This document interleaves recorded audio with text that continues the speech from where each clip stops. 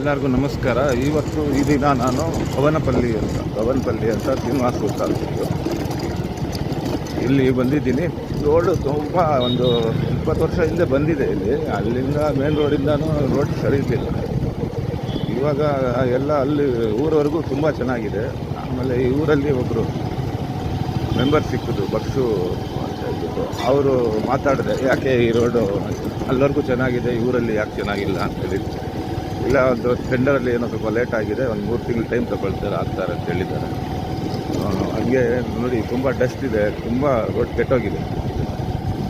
ಇನ್ನು ಆದಷ್ಟು ಜಲ್ದಿ ಸ್ವಲ್ಪ ರೋಡನ್ನು ವ್ಯವಸ್ಥೆ ಮಾಡಿಕೊಟ್ರೆ ಧನ್ಯವಾದ. ಇದೊಂದು ರಿಕ್ವೆಸ್ಟ್. ಇದು ಯಾವ ಡಿಪಾರ್ಟ್ಮೆಂಟ್ ಇಲ್ಲಿಂದ ಈ ವಿಡಿಯೋನ ನೋಡ್ತಾ ಇದ್ದಾರೆ, ಶೇರ್ ಮಾಡಿ. ಭವನಪಲ್ಲಿ ಶ್ರೀನಿವಾಸಪುರ ತಾಲೂಕಿದು ರೋಡ್ವರೆಗೂ ತುಂಬ ಚೆನ್ನಾಗಿದೆ. ಮೇನ್ ರೋಡ್ ಎಂಟ್ರಿ ಆದಷ್ಟು ಊರಲ್ಲಿ ಚೆನ್ನಾಗಿದೆ. ಅಲ್ಲಿಂದ ಎಲ್ಲ ಹಳ್ಳ ತಿಂಡಿಗಳೇ.